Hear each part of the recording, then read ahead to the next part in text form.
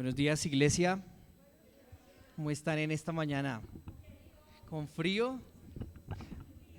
Unámonos un poquitico más para tener calor de hermanos.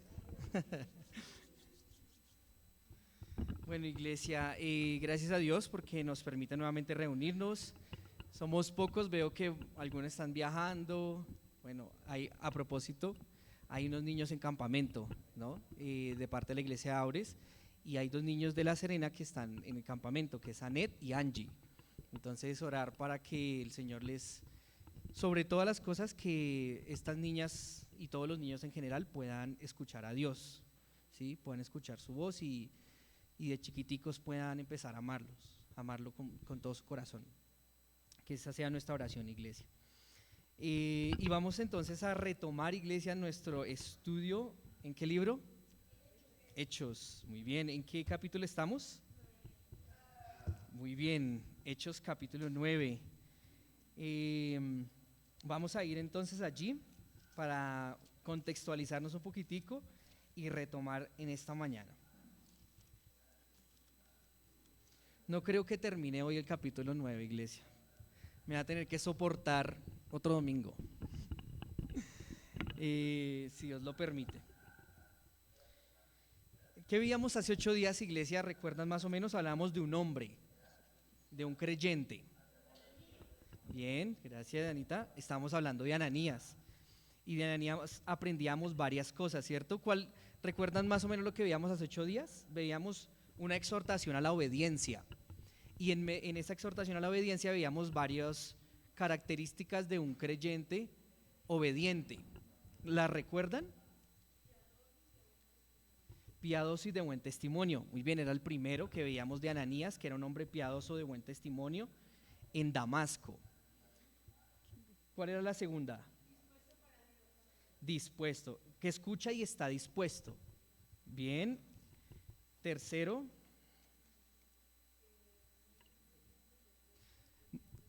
Muy bien, no es un creyente perfecto, no, un hombre que Dios usa no necesariamente es un hombre perfecto, sin temores, sin miedos, no, perfecto Cristo, pero los hombres pecadores, débiles, necesitados de Dios, entonces con temores. Y el cuarto que veíamos,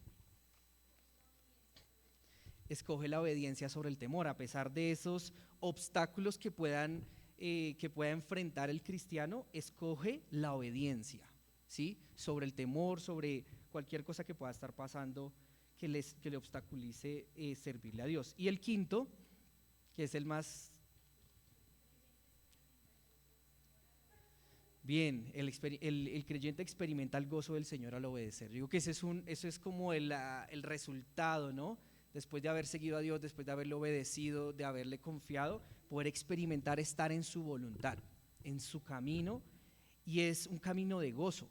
Me hace pensar en Salmos que dice que a la diestra hay plenitud de gozo, ¿recuerdan? Y hablando de Dios, ¿no? En su diestra y estando en Él hay gozo. Bien, entonces el día de hoy, iglesia, no hay como un tema como hace 8 días, sino que vamos a ir leyendo de los versículos 20 gracias mi hermana Liz, del 20 al 31, y vamos a ver los primeros pasos de Pablo como creyente, ¿sí? Y seguramente muchos nos vamos a identificar u otros se identifican si están empezando su caminar con Dios. Y vamos a leerlo. Entonces nos vamos a poner en pie y vamos a leer desde el versículo 20 hasta el versículo 31. Lo vamos a leer al unísono, iglesia, todos leyendo la palabra. Y posterior oramos. Entonces, Hechos capítulo 9, versículo 20 dice: enseguida predicaba a Cristo en las sinagogas, diciendo que este era el Hijo de Dios. Y todos los que le oían estaban atónitos y decían: ¿no es este el que asolaba en Jerusalén a los que invocaban este nombre? Y a eso vino acá, para llevarlos presos ante los principales sacerdotes. Pero Saulo mucho más se esforzaba y confundía a los judíos que moraban en Damasco, demostrando que Jesús era el Cristo. Pasados muchos días, los judíos resolvieron en consejo matarle, pero sus acechanzas llegaron a conocimiento de Saulo, y ellos guardaban las puertas de día y de noche para matarle. Entonces los discípulos, tomándole de noche, le bajaron por el muro, descolgándole en una canasta. Cuando llegó a Jerusalén, trataba de juntarse con los discípulos, pero todos les tenían miedo, no creyendo que fuese discípulo. Entonces Bernabé, tomándole, lo trajo a los apóstoles y les contó cómo Saulo había visto en el camino al Señor, el cual le había hablado, y cómo en Damasco había hablado valerosamente en el nombre de Jesús. Y estaba con ellos en Jerusalén, y entraba y salía, y hablaba denodadamente en el nombre del Señor, y disputaba con los griegos, pero estos procuraban matarle. Cuando supieron esto los hermanos, le llevaron hasta Cesarea y le enviaron a Tarso. Entonces las iglesias tenían paz por toda Judea, Galilea y Samaria, y eran edificadas andando en el temor del Señor, y acrecentaban fortalecidas por el Espíritu Santo. Amén. Padre, en esta mañana, Señor, estamos delante de tu presencia, primeramente en alabanza, en adoración, porque tú eres digno, Señor. Él es el único digno de adoración, Señor, de admiración, porque tú eres el Dios todopoderoso, creador de los cielos y de la tierra, salvador. Y Dios, te pedimos que nos enseñe, Señor, en nuestros corazones, en nuestra mente en esta mañana, para que recibamos tu palabra, Señor, y entre en nuestro corazón a lo más profundo, Señor, eche raíz allí, Señor, y podamos ser creyentes obedientes, Señor, que es tu mandato, Dios. Nos ponemos en tus manos, Señor, y agradeciéndote por tu Santo Espíritu, que es el mejor maestro. En Cristo Jesús, amén. Vamos a tomar asiento.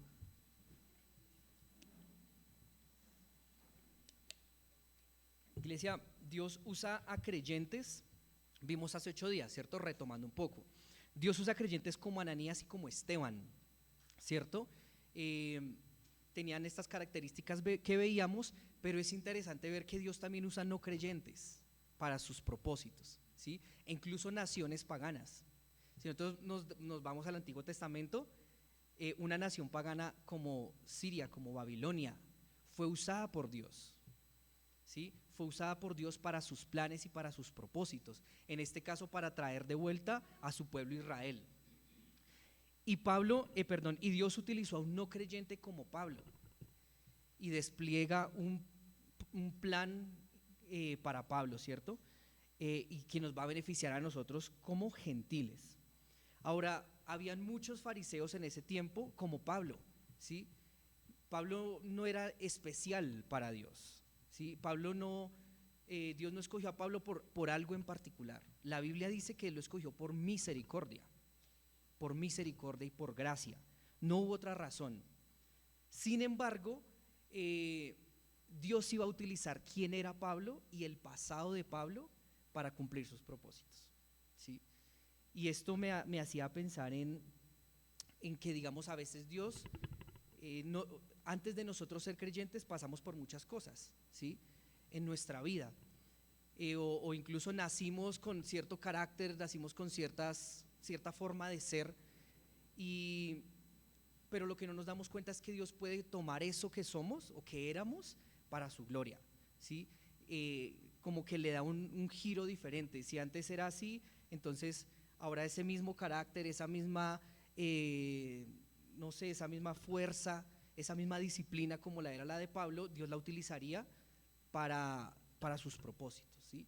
Y eso es chévere saberlo, iglesia, y eso es bonito saberlo, que a pesar de que pasamos por muchas cosas en nuestro pasado, o quienes éramos antes de Cristo, Dios va a usar eso también para su gloria.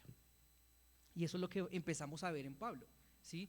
En el versículo 20, iglesia, en Hechos capítulo 9 dice: enseguida predicaba a Cristo en las sinagogas, diciendo que este era el Hijo de Dios, ¿sí? Este era el Hijo de Dios. Pablo, el hombre malo, el hombre que perseguía, el hombre que llevaba a la cárcel, que quería matar a los cristianos, tuvo un encuentro con Dios, se arrepintió de corazón y ahora dice, predica a Cristo. En el versículo 19, antecitos, dice que Pablo tomó alimento después de haber tenido un tiempo de ayuno y recobró fuerzas y estuvo Saulo por algunos días con los discípulos. Cuando dice algunos días es diferente a cuando dice muchos días. Más adelante lo vamos a ver. Algunos días hace referencia, tal vez lo que podría, digamos, extraer es meses, tal vez menos de un año, ¿sí? Fue lo que duró meses, lo que duró Pablo, o semanas con los discípulos. Y enseguida predicaba a Cristo. Enseguida es al instante, en breve, inmediatamente, no perdía tiempo. Tan chévere, iglesia, que hubiese sido en nosotros así, o tal vez en algunos sí fue así, en otros no, que tan pronto nos convertimos al Señor y escuchamos su evangelio, enseguida ya predicábamos a Cristo, que enseguida ya empezábamos a obedecerle, que enseguida ya empezábamos a seguirle. Y este es un ejemplo que nos da a nosotros Pablo. Pero si nosotros, iglesia, retrocedemos un poco, ¿por qué Pablo enseguida predicaba? ¿Por qué al instante? ¿Por qué breve? ¿Por qué no se demoró? ¿Cuántos de nosotros nos tomamos un tiempo para seguir a Dios, para empezar a servirle? Tal vez, no sé, meses o años en entregarnos realmente a Dios. Pero en Pablo fue enseguida por una razón, iglesia. El evangelio. El evangelio. Mire, iglesia, la Biblia dice que el amor de Dios fue derramado en nuestros corazones. Pablo dice en Romanos, no me avergüenzo del evangelio porque es poder de Dios para salvación. Y cuando habla de poder, lo hemos estudiado muchas veces. Poder viene la palabra dunamus, que es de donde viene dinamita, ¿sí? El evangelio en esencia es algo explosivo, ¿sí? Si Pablo viniera hoy y dijera ese mismo versículo, tal vez diría, no me avergüenzo del evangelio porque es una bomba atómica o una bomba de hidrógeno, creo que es más potente que una bomba atómica, ¿cierto? De Dios para salvación. Entonces en Pablo, iglesia, yo meditaba, en Pablo ocurrió esa explosión en su corazón, ocurrió esa explosión en su interior de amor, de agradecimiento. ¿Y qué hace cuando algo explota? ¿Qué pasa alrededor? También, exacto, se afecta alrededor también, ¿cierto? Se afecta. Pablo empezó enseguida a predicar porque en su interior, iglesia, hubo un efecto explosivo imposible de contener que impactó todo su alrededor. Y nosotros tal vez no somos los mejores evangelistas, no somos los mejores predicadores, porque tal vez no ha habido esa explosión, iglesia, en nuestro corazón, en nuestro interior, del poder de Dios, del poder del evangelio. Yo me ponía a pensar, es como cuando uno está intentando hacer un asado y el carbón se moja, que le dicen a uno, bote eso, compre otro carbón porque eso ya no va a prender. Y yo me lo imaginaba de la misma forma, iglesia. A veces hemos llegado a ese punto como iglesia en que nuestro corazón es un carbón mojado, que ya no prende, ¿sí? Que no hace esa explosión adentro que impacta alrededor, iglesia. Y a mí me conmovía mucho esto, porque por eso le digo, no soy el mejor predicador ni el mejor evangelista, y no lo somos, pero lo podemos ser y lo debemos ser. Y la única forma, iglesia, que ese carbón se prenda y en que genere esa explosión, en que ese corazón duro nuevamente se ablande, ¿cómo creen que es? Arrepentimiento. Es la única forma, iglesia. Arrepentimiento. Es la única forma, iglesia. Y pensaba también un poco en el mensaje a la iglesia de Éfeso en Apocalipsis capítulo 2. ¿Lo leemos? Si quieren, vayan conmigo. Apocalipsis 2.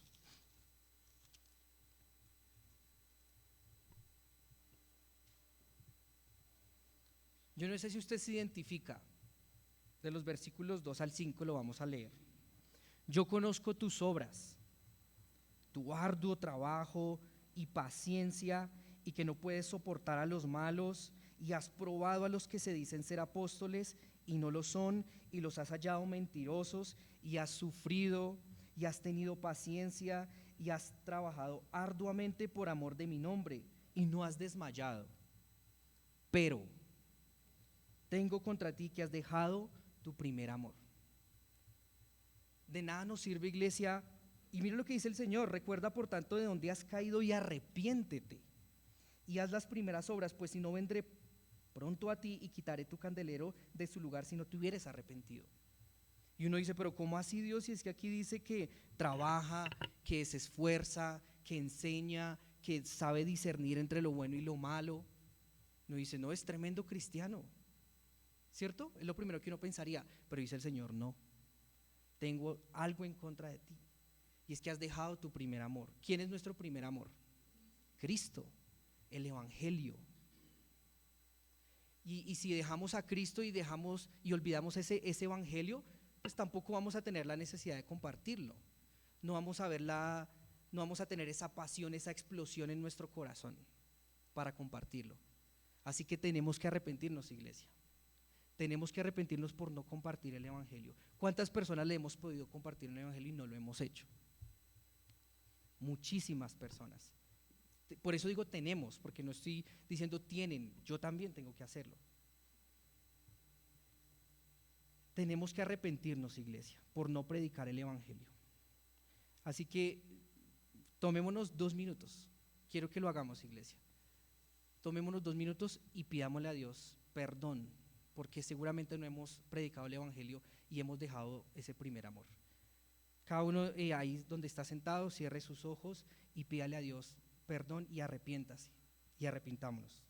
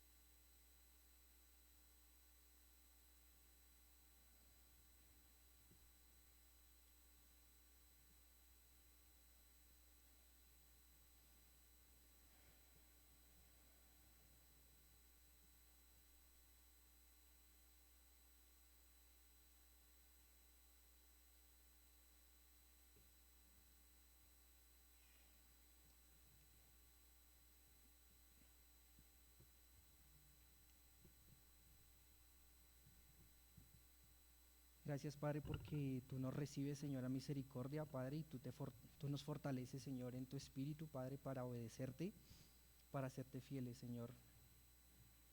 Y, Padre, que podamos tener esa explosión en nuestro corazón del amor de Dios derramado en nuestros corazones, Señor, para así mismo impactar a otros a nuestro alrededor, Señor. Cristo Jesús, amén. Que no sea algo emocional, iglesia. A veces uno lo toma como algo emocional, como algo muy emotivo de este momento, pero debe ser diario. Y mire que, iglesia, en la medida en que nosotros diariamente nos arrepintamos por eso, seguramente Dios va a empezar a orar también en nuestro corazón y lo va a ablandar y lo va a moldear y nos va a hacer hombres con más denuedo y mujeres con más denuedo para predicar su evangelio. Que sea diario, iglesia, pongámonos esa meta. Si algo se quiere llevar de esta predicación, que sea esto, iglesia: un arrepentimiento diario por no compartir el evangelio, para que Dios así mismo moldee nuestro corazón. Volvamos aquí al versículo 20. Dice la palabra que enseguida predicaba a Cristo en las sinagogas. En las sinagogas es importante ver por qué eran las sinagogas, ahorita lo vamos a ver más adelante, diciendo que este era el Hijo de Dios. Ya sabemos que debemos predicar. ¿Cuál es el contenido de nuestra prédica? No nos desgastemos predicándole a una persona que Dios lo va a sanar de su enfermedad, ni que le va a dar un trabajo, ni que le va a dar una esposa o un esposo. Dios lo puede hacer, pero no gastemos el tiempo en eso, ¿sí? El contenido de la prédica lo dice aquí Pablo, diciendo que este era ¿quién? El Hijo de Dios. El contenido de nuestra prédica, iglesia, es que Cristo es el Hijo de Dios. De pronto en nuestro contexto no lo entendemos tan bien, el Hijo de Dios, y para nosotros el Hijo lo asumimos de una forma diferente a como lo asume el israelita. Cuando Jesús dice que es el Hijo de Dios, está siendo Dios mismo, que es el mismo. Entonces cuando prediquemos a Cristo, prediquemos que es Dios. Ese debe ser el mensaje central. Lógicamente va acompañado de una exhortación al arrepentimiento por su pecado. Pero que es el Cristo, que es el ungido, que es el Mesías, que es el Salvador. En Juan capítulo 10, versículo 33, a nuestro Señor Jesús lo iban a apedrear. Y el Señor Jesús le dice a estos fariseos: ¿y por qué me apedrean? ¿Por qué cosa mala ha hecho para que me apedreen? Y ellos le dicen: no, es que no te apedreamos porque hagas cosas malas. Te apedreamos porque te haces igual a Dios al decir que eres hijo de Dios. Porque Jesús lo afirmaba. O sea, eso es importante tenerlo en cuenta. Jesús decía que Él era Dios. No era un profeta de Dios ni un mensajero de Dios, sino Dios. ¿Sí? En Mateo 16, 13 al 17, que es un texto conocido, todo esto depende también de nuestro concepto de Dios, de nuestro concepto de Jesús. Nuestro Señor Jesús está hablando con Pedro. Vamos a leer como para no detenernos mucho tiempo, Mateo 16, 13 al 17, pero nuestro Señor Jesús les dice: bueno, ¿quién dicen que soy yo? Unos dicen que Elías, otros que Jeremías, y Pablo le dice, y Jesucristo le dice a Pedro: ¿y tú quién dices que yo soy? Entonces dice: el Cristo, el Hijo de Dios. Los dos ingredientes del Evangelio, Cristo y el Hijo de Dios. Y le dice: bienaventurado, porque no te lo reveló ni carne ni sangre, sino mi Padre. Ahora, ¿tú quién dices que es Jesús? Porque también de acuerdo a tu concepto de Jesús, también va a ser la actitud que tengas y la vida que vivas. ¿Qué concepto tenemos de nuestro Señor Jesús? Versículo 21, Hechos 9, 21.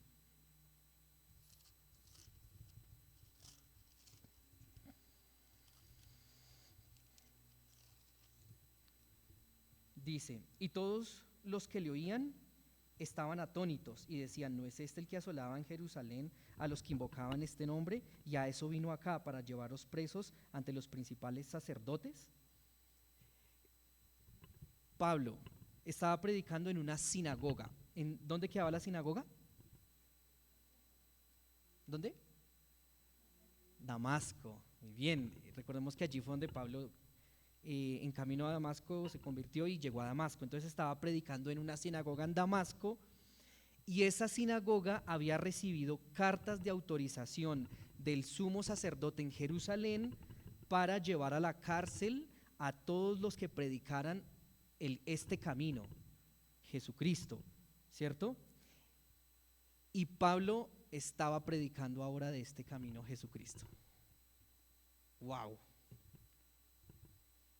Tremendo, es increíble el obrar de Dios, iglesia. Entonces, ¿cómo estaban todos? En el versículo 21, los que lo oían, ¿cómo estaban?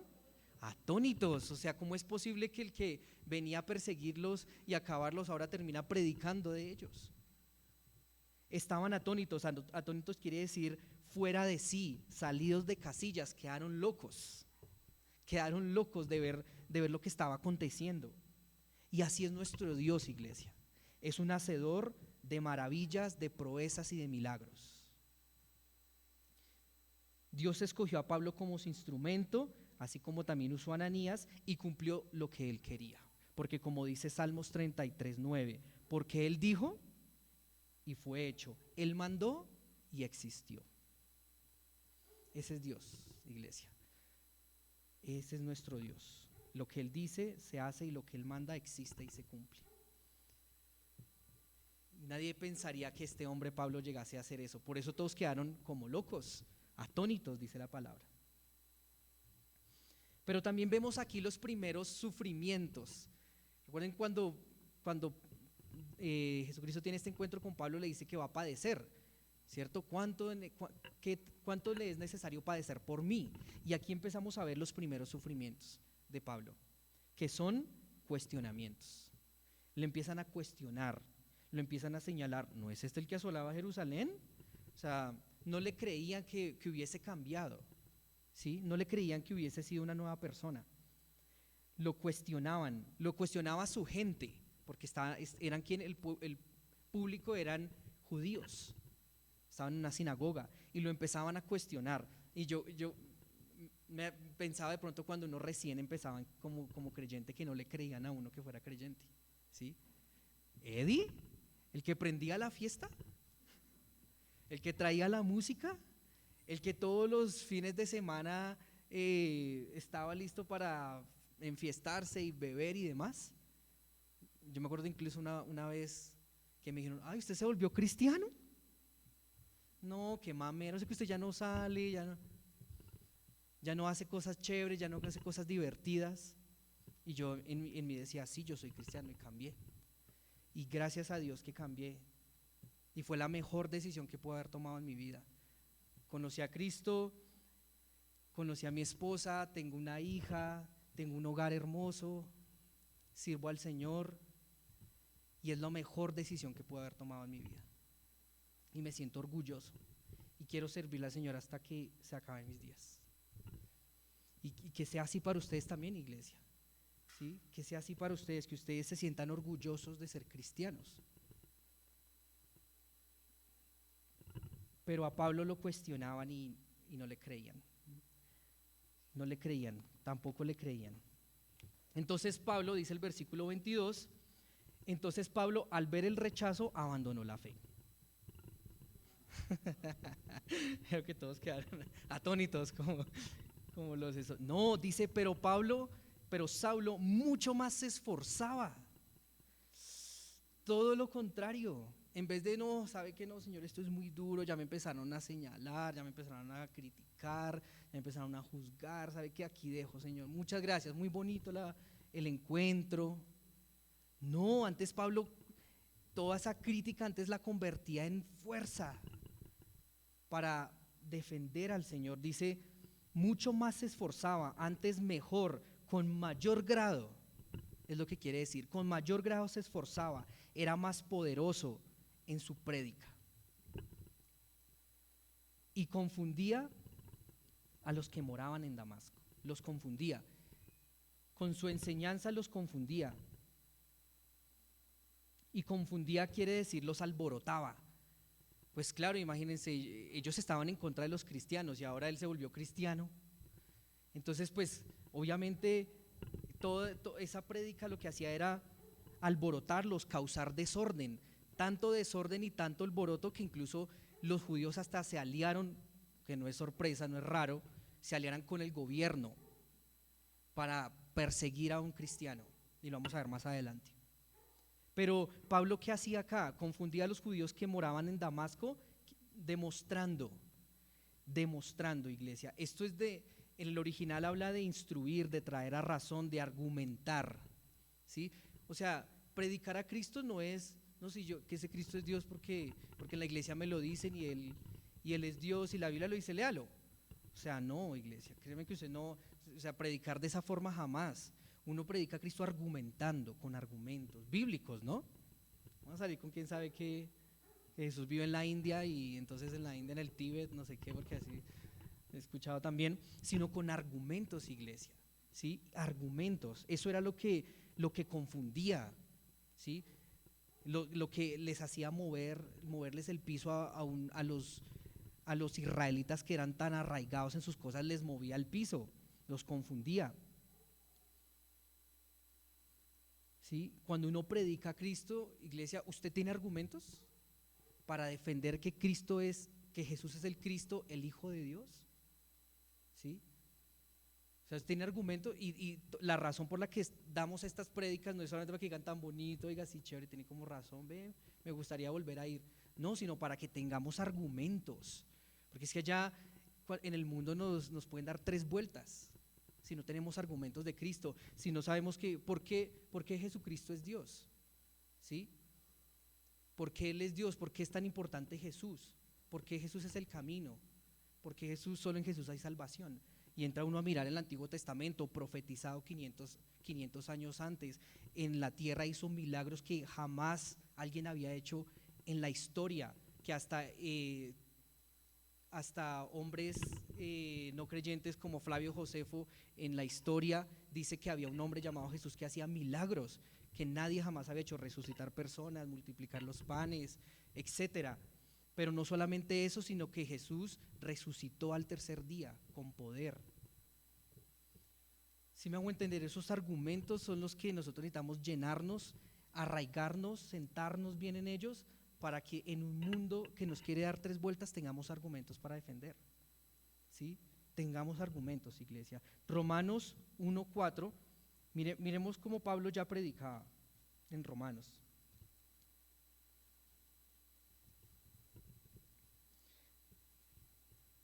Del 1 al 4 dice: Pablo, siervo de Jesucristo, llamado a ser apóstol, apartado para el evangelio de Dios, que él había prometido.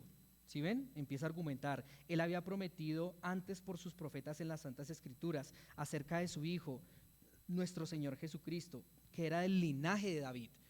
El linaje, o sea, él miró el linaje según la carne, y que fue declarado Hijo de Dios con poder, según el Espíritu de santidad, por la resurrección de entre los muertos. Pero da tristeza que más de un cristiano no defiende la fe, no porque no quiera, sino porque no puede, porque no sabe, porque no tiene argumentos, iglesia.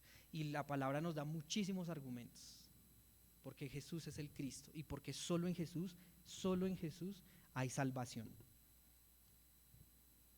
Versículo 23, para ir avanzando, dice: pasados muchos días, los judíos resolvieron en consejo matarle. ¿Sí dice eso? ¿El 23? Sí, yo a veces tengo la versión diferente aquí en mis notas, la de las Américas. Entonces, otro síntoma de ser cristiano: lo querían matar, lo empezaban a perseguir. Y aquí la palabra dice muchos días. ¿Se acuerdan que yo les dije que les iba a mencionar algo de algunos días y muchos días? ¿Algunos días cuánto era? Tal vez meses o tal vez semanas. Muchos días hace referencia a años. ¿Por qué? Porque Pablo, mientras estuvo en Damasco, él fue a Arabia, lo dice en Gálatas. Tuvo un encuentro con el Señor, tuvo revelación de parte del Señor. El Señor mismo fue quien lo instruyó. Él fue su discipulador, no Ananías, como lo veíamos hace 8 días, sino el Señor mismo.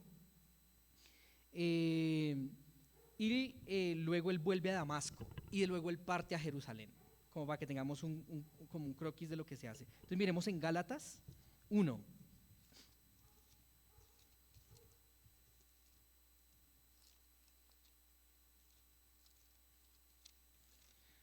En Gálatas 1, versículos 16. Entonces tengamos en mente que Pablo, ¿en dónde está ahorita? Damasco, ¿cierto? 16 dice, versículo 15: pero cuando agradó a Dios, que me apartó desde el vientre de mi madre y me llamó por su gracia, revelar a su Hijo en mí, para que yo le predicase entre los gentiles, no consulté enseguida con carne y sangre, ni subí a Jerusalén a los que eran apóstoles antes que yo, sino que fui a Arabia y volví de nuevo a Damasco. Después, pasados 3 años, subí a Jerusalén a ver a Pedro. ¿Sí? Entonces él estuvo en Damasco, fue a Arabia, y pasados 3 años fue a Jerusalén. Entonces esos 3 años es los que dice pasados muchos días. 3 años alrededor, 3 años más, como lo entendemos nosotros. Esos son los muchos días. ¿Sí? Y durante esos 3 años estuvo en Arabia, estuvo en Damasco predicando, y los judíos resolvieron consejos, se pusieron de acuerdo para matarle. Versículo 24. Pero sus acechanzas, ¿las acechanzas de quién? Bien, están atentos. Llegaron a conocimiento de Saulo, y ellos guardaban las puertas de día y de noche para matarle. Entonces los discípulos, tomándole de noche, le bajaron por el muro, descolgándole en una canasta. Entonces Pablo está en Damasco, tuvo la revelación del Señor, volvió a predicar, y los judíos quieren matarlo porque está alborotando todo. Entonces, como Pablo escuchó que lo iban a matar, escuchó las acechanzas, él decidió huir. Pero ¿cómo huye? Vamos a verlo. Dice que que guardaban las puertas de día y de noche para matarle. Entonces los discípulos le tomaron de noche y le bajaron por el muro descolgándole en una canasta. Y vamos a leer paralelamente 2 Corintios 11:31, donde nos da más detalles acerca de este mismo evento, para entender cómo fue que Pablo logró escapar de quienes querían matarlos. 2 Corintios 11:31 y 33. Ahí atrásito, como en Gálatas. Mi hermano Manuel, ¿le puede leer, por favor? Vamos a poner atención. 2 Corintios 11:31 al 33.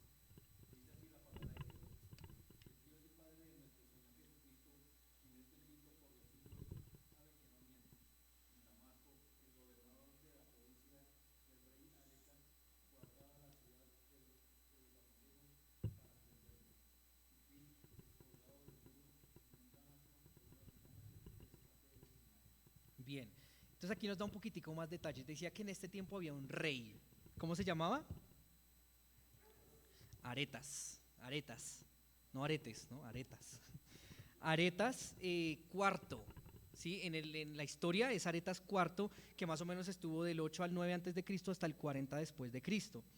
Y Aretas tenía un gobernador en Damasco, etnarca, creo que era algo así como un etnarca, algo así, no recuerdo muy bien, tenía este gobernador. Entonces ellos se aliaron, los judíos se aliaron con ese gobernador de Damasco para cuidar las puertas día y noche para atrapar a Pablo.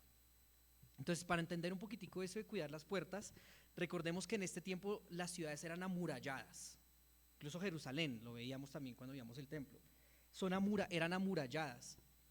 Entonces tenían puertas, las murallas, que era la salida oficial, digamos, de la ciudad, ¿sí? Sin embargo, hay una historia también, ahorita la vamos a ver en Josué. Había en las murallas, sobre las murallas habían casas, ¿sí? Y en esa, parece la muralla, la casa, y en la casa la ventana, y en la ventana. Pero la ventana, cuando dice acá, no habla de una ventana como hoy en día uno la conoce, sino como de una abertura, de un hueco, ¿sí? Entonces, las casas que quedaban sobre la muralla muchas veces tenían una abertura por donde se podía escapar, ¿sí? Entonces a Pablo lo descolgaron en una canasta, que era una canasta de lana donde normalmente se cargaba heno, lana, paja, y por ahí lo descolgaron y por ahí pudo escapar. Así como para que entendamos un poquitico cómo era el tema en ese tiempo. Josué 2:15, veamos Josué 2:15, que es como una gráfica parecida de las murallas. Josué 2:15.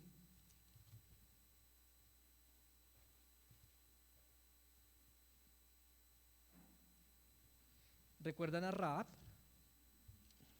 Es esta historia, cuando Rahab recibe a los espías y también los deja ir en paz.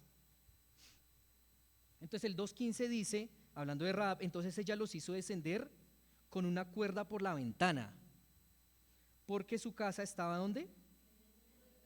Entonces estaba en el muro de la ciudad y ella vivía en el muro, ¿sí? Entonces es igual. Entonces los discípulos que ayudaron a rescatar a Pablo para que no lo mataran, vivían seguramente en una casa en el muro y había esta abertura. Entonces es un poquitico ahí de historia para entender cómo fue este evento. Entonces lo bajaron por la canasta, salió, y ahora Pablo, si bien había sido librado de los judíos que lo iban a matar, entraba a otro riesgo. O sea, salir de noche fuera de la muralla de la ciudad, que era más bien un lugar vacío, solo desértico en la noche, estaba arriesgando su vida también, ¿sí?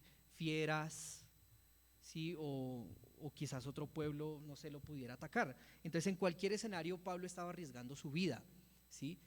Pero pues digamos que fue la única opción que tuvo para ser librado de estos que querían matarlo. Versículo 26, volvamos a Hechos 9.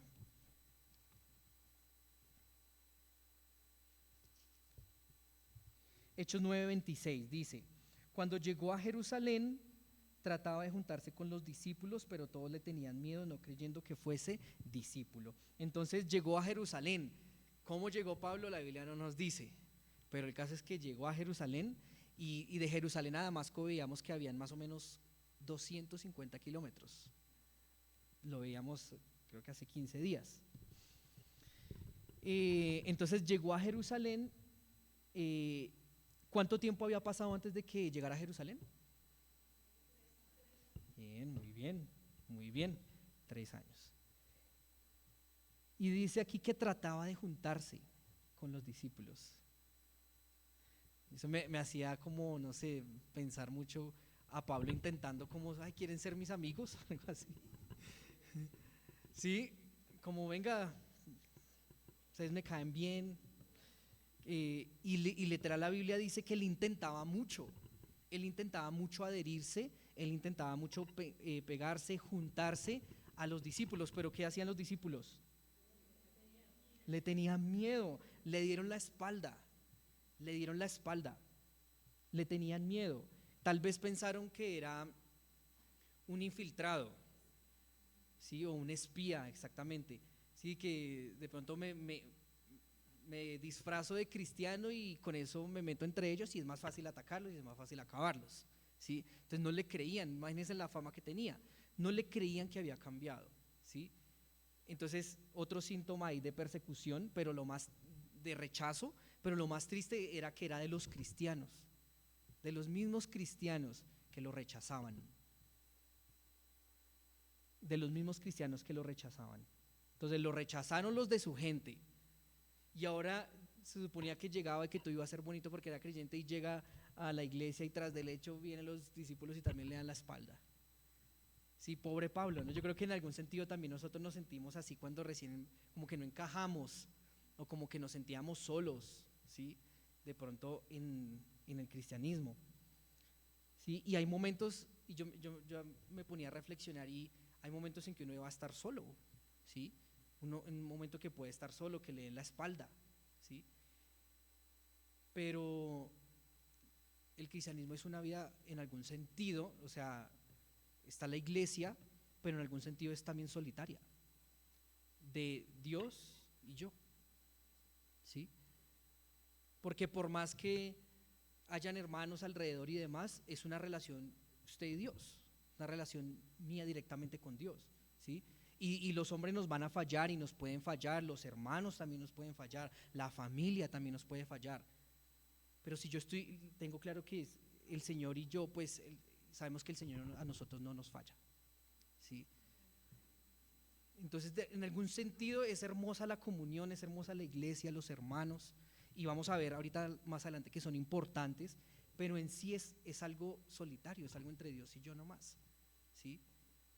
Yo llevando mi propia cruz y siguiéndolo. Pero estamos con el que no nos falla. Estamos con el que no nos falla. Segunda de Timoteo 4:17. Si bien este no es el contexto de Pablo exactamente, era una verdad que acompañó a Pablo desde el principio de su ministerio, ¿sí? ¿Quién estuvo al lado de Pablo? ¿De dónde sacó fuerzas Pablo para continuar? Amigo Duván, ¿puede leerlo? Segunda de Timoteo 4:17. 17.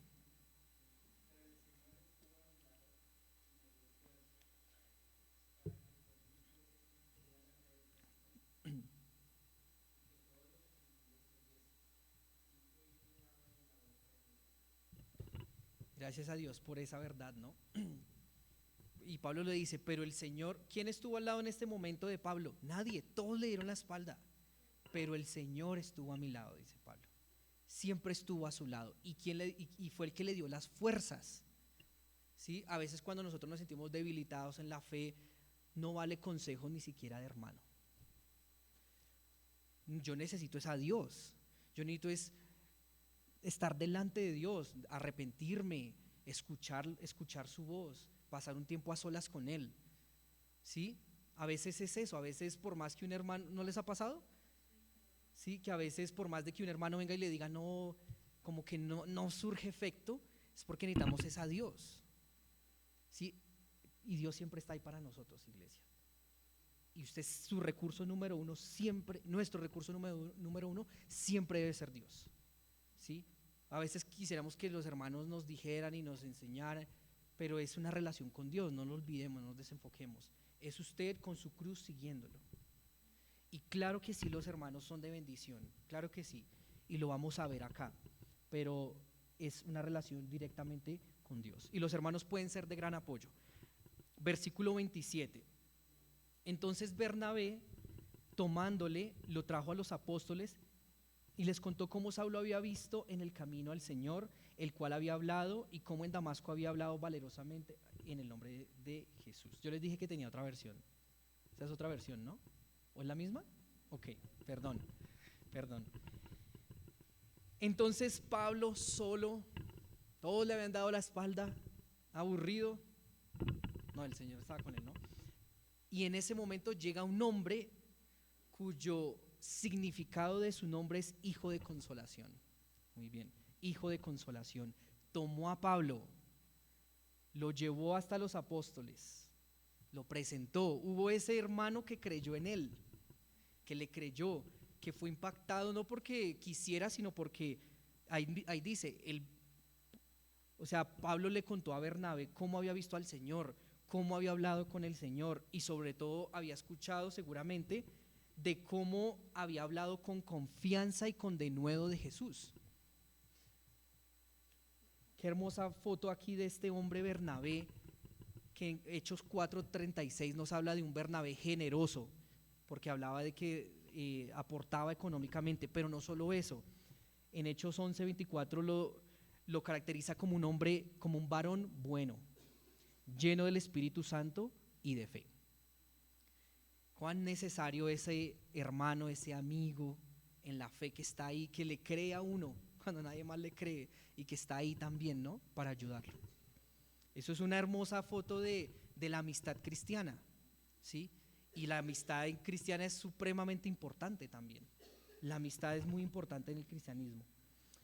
Y dice, entonces, consoló a Pablo. Su nombre es hijo de consolación, y él consoló a Pablo. Sí, él también tuvo como un rol de reconciliador, porque mientras aquí estaban los discípulos dándole la espalda y aquí estaba Pablo, aquí estaba Bernabé en la mitad tratando de reconciliarlos y consolando también a Pablo, porque si bien el Señor estaba ahí, seguramente también su carne y su corazón también ahí jugaban un papel, ¿no? Y estuvo ese amigo que le extendió la mano, ese reconciliador. ¿Cuántos necesitamos amigos así, iglesia? Todos necesitamos un amigo, y mira a su alrededor, hay que hay muchos amigos, muchos hijos de Dios que pueden ser sus amigos, que lo pueden consolar también, a quienes podemos echar mano en momentos difíciles, para cuando nos sintamos solos y que nos dan la espalda. Bueno, en Hechos 11, miren que Bernabé en Hechos 11, o sea, esa amistad perduró, porque dice que en Hechos 11 Bernabé va y busca a Pablo en Tarso. Él se va hasta Tarso y va y lo busca, y después se van con él y hacen ministerio en Antioquía.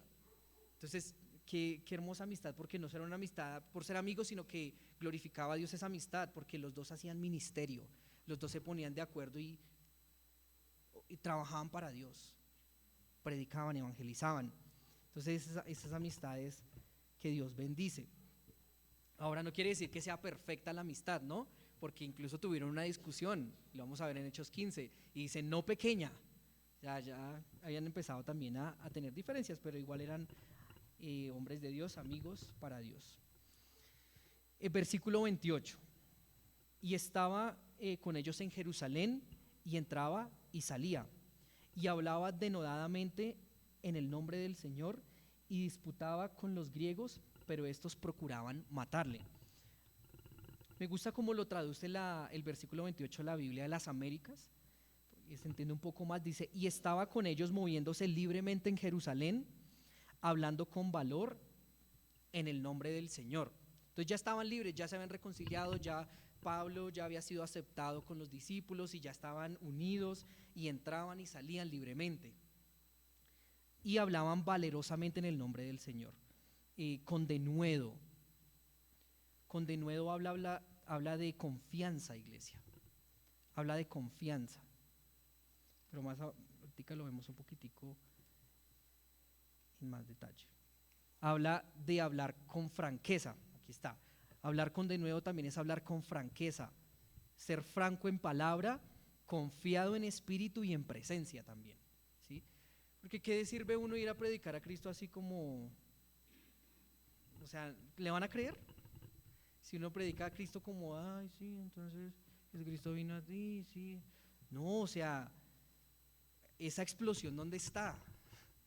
En su corazón, en su interior, del poder de Dios derramado en su vida. Eso hace que nosotros hablemos confiados en el Espíritu y en presencia también del Señor. ¿Sí? ¿Y en dónde estaba predicando Pablo? Bueno, ya estaba en Jerusalén, perdón, muy bien, sí. Y específicamente estaba disputando con los griegos, dice aquí, estaba disputando con los griegos en las sinagogas griegas. Y bíblicamente no podemos afirmarlo, iglesia, pero cuando dice disputando con los griegos, tal vez podemos verlo como continuando el trabajo que estaba haciendo Esteban. ¿Recuerdan que Esteban predicaba a los griegos? Él predicaba en la sinagoga. Entonces, de alguna u otra forma, el obrar de Dios es ese, ¿no? Increíble. Pablo retoma donde Esteban dejó. Ese ministerio, esa predicación, ¿sí? Con estos hombres griegos. Con estos hombres griegos, predicaba la palabra de Dios. Versículo 30, ya el tiempo apremia. Cuando supieron estos los hermanos, le llevaron hasta Cesarea y le enviaron a Tarso.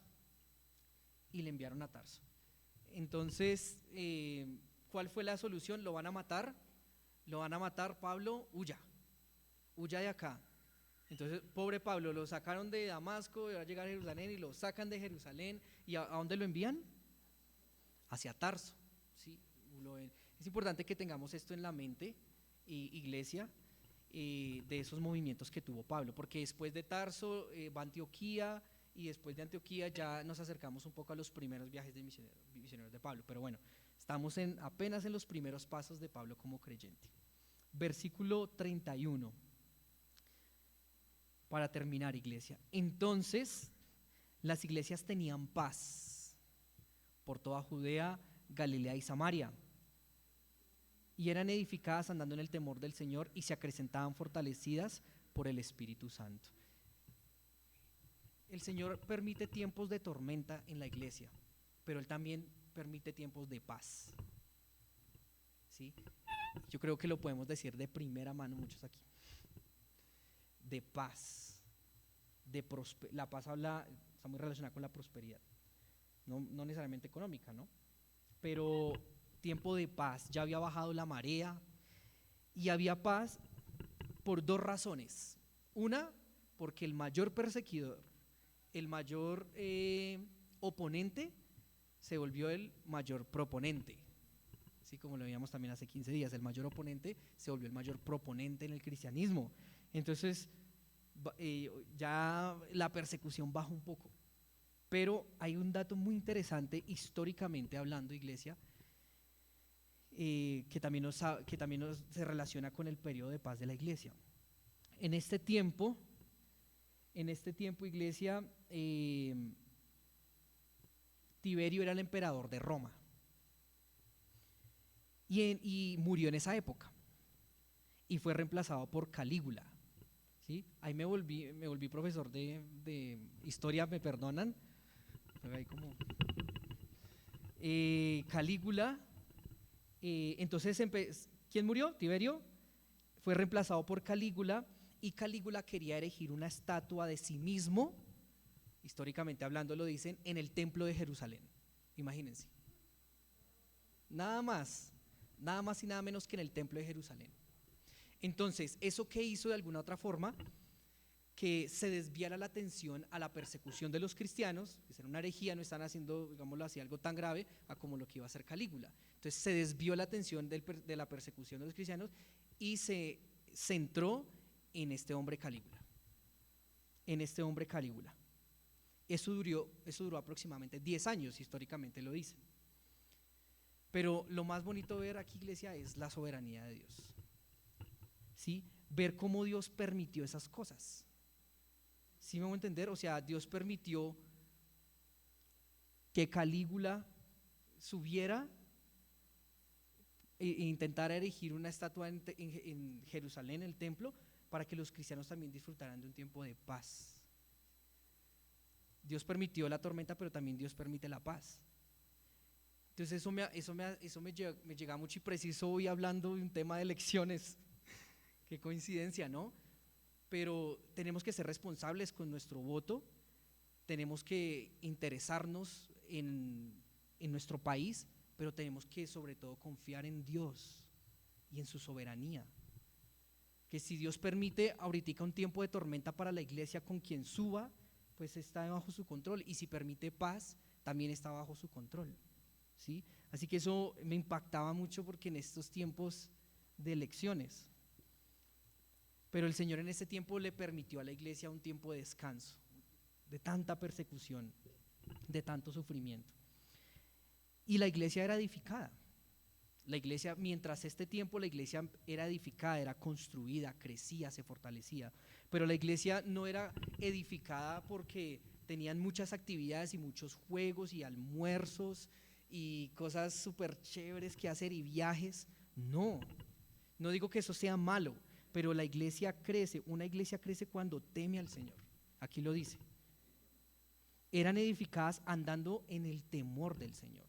Eso es lo que va a traer crecimiento en la iglesia, el temor a Dios, iglesia.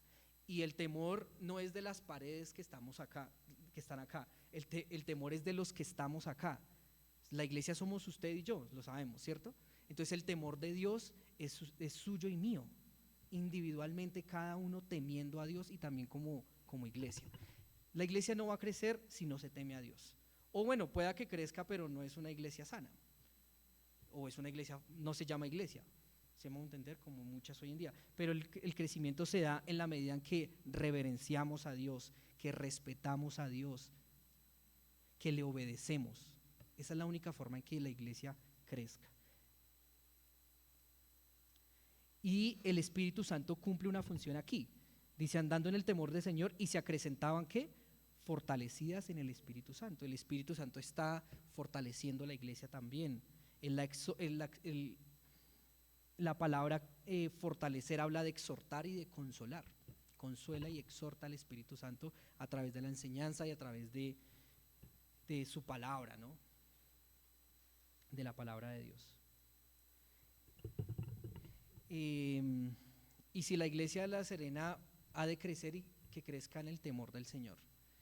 Más que, ¿de qué nos sirve, como decía Jaime? 200 personas acá, pero 150 cabras. O sea, de nada sirve. Que si somos 5, 6, 7, que temamos a Dios, que lo amemos, sí, que busquemos santificarnos, que busquemos predicarlo, que haya esa explosión en nuestro corazón por su palabra, por su evangelio, que no lo olvidemos. Esto es todo, iglesia. Si Dios no nos da el tiempo para terminar todo el capítulo, y lo sospechaba. Entonces, ¿qué vimos hoy? ¿Qué vimos hoy, iglesia? Los primeros pasos de un cristiano, ¿no? Como el cristiano, hoy en día ya de pronto llevamos ¿cuántos años?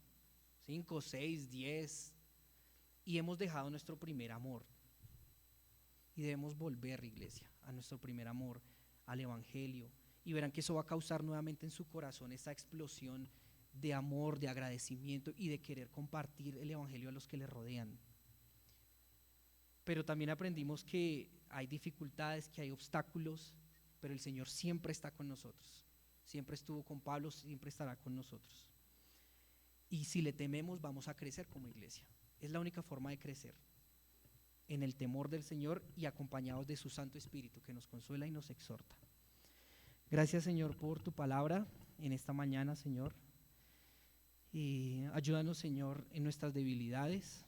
Y danos de tu gracia, Padre, para permanecer, para continuar, Señor. Y gracias por tu Santo Espíritu, que es quien nos fortalece, nos consuela, nos exhorta.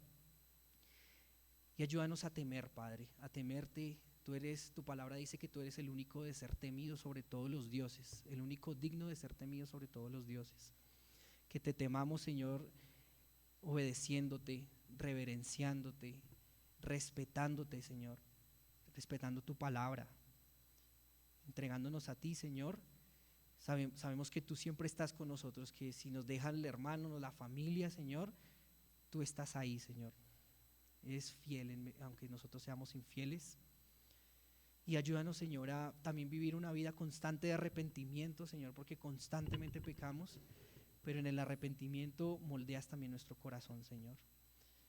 Y que nos llevemos en nuestro corazón tu palabra, Señor, y que la podamos aplicar, Señor, de verdad en la semana. Te lo pedimos en el precioso nombre de tu Hijo Jesús. Amén.